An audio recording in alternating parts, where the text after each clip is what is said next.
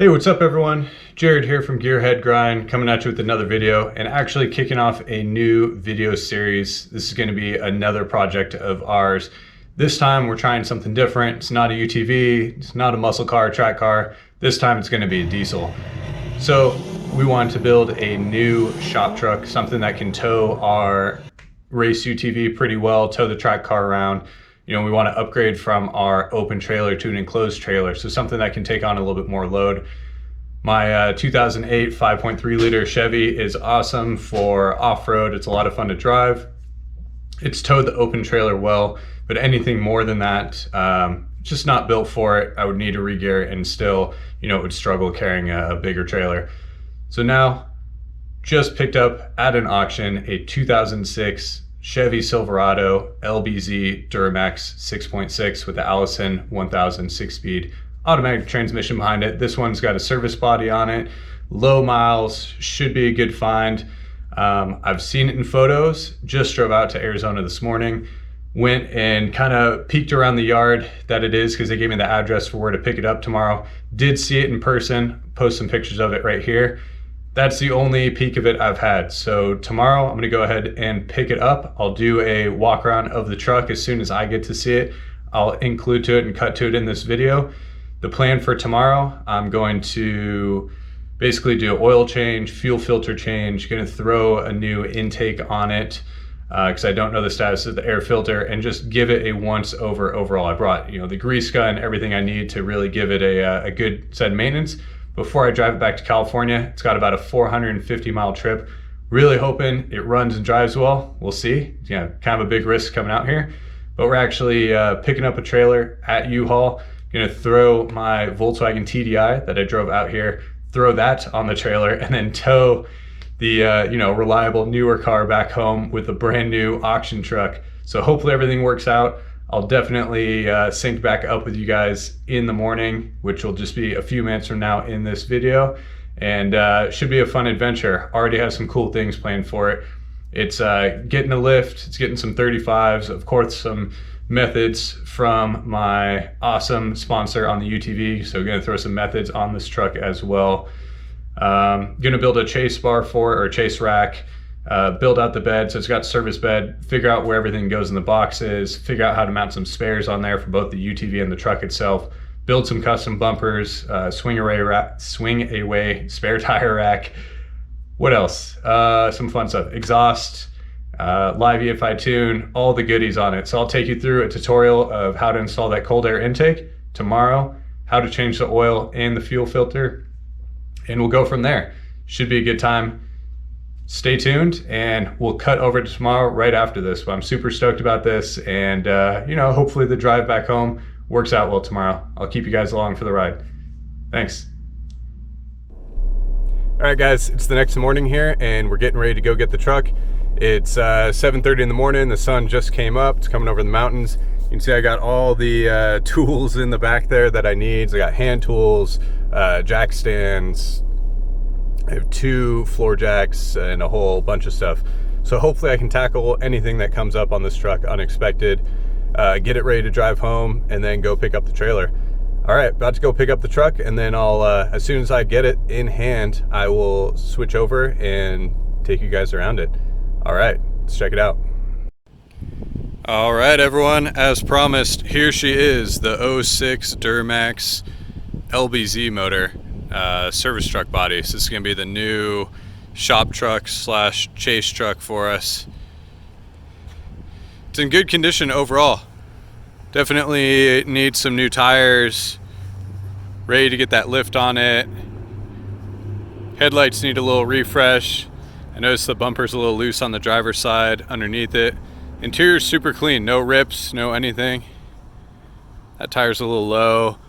Still got a little indication of where they had their stickers on there. That's okay.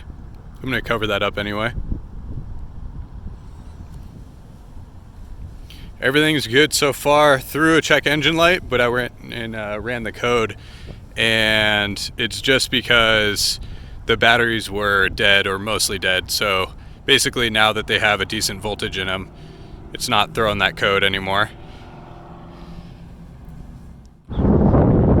All right. right, here we go. We got the hood up. It's actually really clean underneath, as you can see. So the first thing we're gonna do is I'm gonna pull off this big stock air filter. We got a brand new S&B filter over here.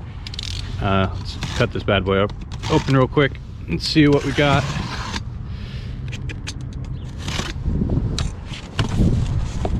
Their stuff is always really nice, well manufactured, well packed. Nice. We'll go over this in more detail later, but yeah, it should be a pretty cool setup. It's got a clear lid on it so you can see the filter. You can see we got the brand new filter there. So we'll get that all thrown on. And then if we come over here to the other diesel, the little Volkswagen TDI, you can see we got a whole trunk filled with goodies here. We got all the tools that we'll need to do this job, including a little air pump there for the tires, pump them up. We come over here, we got our fuel filter, we got our oil filter, we have this was it water fuel separator sensor, our crush washers, we got a new new little plug here for the fuel bleeder, and of course a new oil drain plug as well. So we're all good to go there. So I'm going to start pulling things apart. I'm going to get that air filter off, and then that'll give me a little bit more room to work around and get started on the fuel filter and the oil filter. All right, exciting. Hopefully we can get this all done before too long and head on our way back to California. So one cool thing about buying a government-owned truck like this that's going to be serviced pretty well is they do nice little tricks like this. There's no guessing on when some of these parts are replaced. They also gave me a maintenance schedule, or not maintenance schedule, but a summary of the maintenance that's been done on the truck so far. So we can see Jim here installed this in January of 2018 at 116,000 miles. Also, this means that this truck has 124 on it right now. So it's only been driven 8,000 miles in the last 2 years, 2+ years actually. So it's been hanging out for a while. That's why I'm gonna go through. I have stuff to do all the other fluids as well. Just depending on what I get through for the oil, fuel, and air will determine what I get to next. So if I have time, I'm gonna do a flush on the brake system. I have power steering fluid as well. And then when I get home, I'm gonna do a flush on the radiator fluid. Of course, I'm gonna check the rear diff as well when I get home. But yeah, hopefully everything's good. It sounds good right now, but we'll check it out when I get back. All right, so we're out here. We got the stock air cleaner off, super easy. All it is basically just undo these two clamps right there, and it just pulls out. And all you have to do, you need a Torx bit. I don't know what size Torx this is, it's pretty small. This little Torx guy right there. So you need one of those. You pull off the sensor and then you undo the two clamps, and then you can just pull this air box out. It's just held in by these little compression fittings down here. Super easy to get that out. I did the oil change, and sorry about the shadow, the lighting's not good, but I did the oil change already, just topped off oil. Didn't record that because there's nothing special. There's an oil filter down there on the bottom of the engine. It's very pronounced, you'll see it. There's two filters down there, one for the trans, which is much smaller, and then the larger one for the oil. So you want to do that.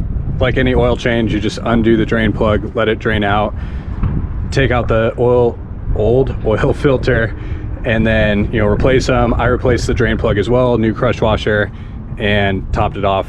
I did 10 quarts of Royal Purple. And now what we're gonna do is come in here and get out this fuel filter. So there's not a lot of room to work in there because it's torqued on pretty good. So what I'm gonna do is I'm gonna pull this inner fender real quick. It's just a few of these clips in here. So I'm gonna pull this inner fender out, and it's right back here behind it. So that'll give us good access to there. We'll easily be able to go in and change that fuel filter out. So let me do that real quick. Let me pull these clips and everything, and then I'll give you an update. All right, so I went ahead and replaced the fuel filter. So you can see this brand new blue fuel filter on there. So what I did is I just removed a few of the little plastic rivets from in here. So 1, 2, 3, 4 of them. And then you can basically just fold this down. You can get it to go more than this if you push on it. And so basically you're able to get back there and get the wrench on the fuel filter and get that off. And then this should just pop back into place. And you go ahead and put your plastic rivets back in if you're able to save them. If not, get some new ones and then throw those in. Yeah, it all goes together like that. Let me show you the old filter. So here's our old oil filter. So basically it has an O-ring right here. Your new one should come with a new O-ring there. And then on the bottom, we have this sensor, which also has an O-ring in it. So your new oil filter, or sorry, fuel filter should come with that O-ring as well. And in my case, I'm gonna take this sensor off, but I replaced it with a new one. I just happen to have one. So I'm gonna go ahead and pull this sensor so I have it as a backup, and then you go ahead and recycle or dispose of your fuel filter. But it's just this one plug right there. So pretty easy. It's just getting to it is a little bit of a pain. That's all it is, really. And then you can see the oil filter right there. It's a big one, as you would expect. So right now, I'm gonna start unpacking this box for the air filter and get that on. And once we do that, I just gonna check the pressure of the tires. This one is definitely low. The other ones look pretty good. And then we should be ready to pick up our trailer and be on our way. All right, let me start pulling out all the pieces for that air filter and I'll show you guys how to do it. All right, so here is everything unboxed from the S&B filter. You have the main air box, you have the intake tube, it has the sensor input there. It also has another hole. It does come for plugs for this hole because I'm not going to be using it right now. We have our hardware kit. You can see, sorry about the lighting, I know it's shit. The hardware kit has the plugs in here. It even has our Torx little screwdriver and all of our gaskets and our new hose clamps. We also have the clear plastic cover that'll go on, as well as the gasket for it. We have our install instructions. If you want to use those, you just go ahead and scan that QR code. All of our tubing, we have our big seal for the air box right there. You can see that hole, seal's there. Clear plastic cover goes on top. This side goes against the inner fender well here. So yeah, basically we got all our gaskets, and then this seals against the inner fender there. So I'm gonna go ahead and start putting it together, but should be pretty easy, and then we'll slide this bad boy down in place. So when you're installing this airbox, you need to make sure that the tube is facing the correct way. That was my first mistake. So the SB should be facing the front of the truck. You put this coupler on, this is the large side, this is the small side, put your hose clamp, get it all in place, then hose clamp that. There's this plug down here that I put in instead of using the little OEM sensor. You want to put your mass airflow here. There's a foam gasket as well as the spacer that they give you, and then new hardware. So they do give you the Torx bit to remove the OEM hardware, and then these new ones are Phillips. So you put that in, tighten down, you basically align your air filter, cinch it down in here so the air filter is kind of free floating, and then it seals around using this rubber strip right there. They also give you this stripping to seal the top. It's a little bit short, but I'm guessing when I squish it down, it'll fill that gap. And then yeah, basically you take these rubber washers, put them on the hardware that they give you, put your little plastic cover in place, making sure to overlap the seals. I need 2 hands to do this. But yeah, you put your little plastic cover in place, put your 4 bolts in, and then just cinch it down and you're good to go. Oh, I did also forget to mention that under this box there is the OEM intake tray basically, and then there's a plastic piece right here. You need to remove both of those. So it's 10mm head bolts to remove that tray. It just pops right out, and then this one you just pry it out. It's got some little plastic tabs in there.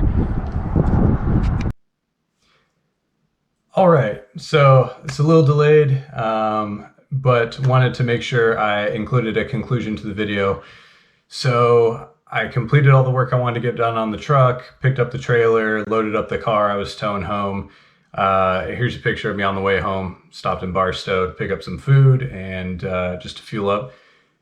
Didn't need to fuel up, but I wanted to be safe, and also I have no idea what the fuel mileage was. It's actually pretty good. So for the first part of my trip, it was a little bit more hilly, or more elevation changes. and I averaged about 14 miles per gallon. And on the second half of the trip, the last few hundred miles, it was more coming through Southern California and then back up north a little bit. And I actually got closer to 18, I think 17 and change, just kind of the back of the napkin math there. So overall pretty good, and a lot better than I would have gotten in my gas Silverado, which when towing, at least with the car trailer and the UTV on it and all the tools and everything, I think I get around 11, but that's going over some terrain with pretty big elevation changes as well. Even though the tires on the truck were pretty old and a little dry rotted, didn't have any problems there. Thankfully, the truck did come with 2 spares though, so I was kind of hedging my bets that, you know, if I did blow a tire, hopefully I would have, you know, at least another spare to get me all the way home. But no problems at all. Truck did great. Did figure out it does not have cruise control. That's kind of a bummer for the longer trips, but I'll figure something out. There. And yeah, so time to start working on other projects for it. And I will definitely get you guys up to speed on those, what I have coming. But should be some fun stuff like the lift, wheels, tires, chase rack, you know, figuring out how to mount the spare tires on there, the fuel cans, what to put in the service boxes. And the next video will probably be the installation of the Edge monitor, not the tuner, but the Edge monitor, because I will be running EFI Live eventually. So just the monitor for now with the dash pod for it and the EGT sensor. So I'll do a video going over all those, and we'll go from there. Thanks for checking out this video though. Super excited about this truck. Glad everything worked out for me. You know, please let me know what you want to see on the truck, or send me ideas for mods for the best thing for these LBZs or for building out a rad chase rig. Thanks everyone. Make sure to like and subscribe. It really does help out. I know I don't have a ton of subscribers right now, but still just make these videos because it's fun to share what's going on. But yeah, have a good day everyone. Thanks for coming by.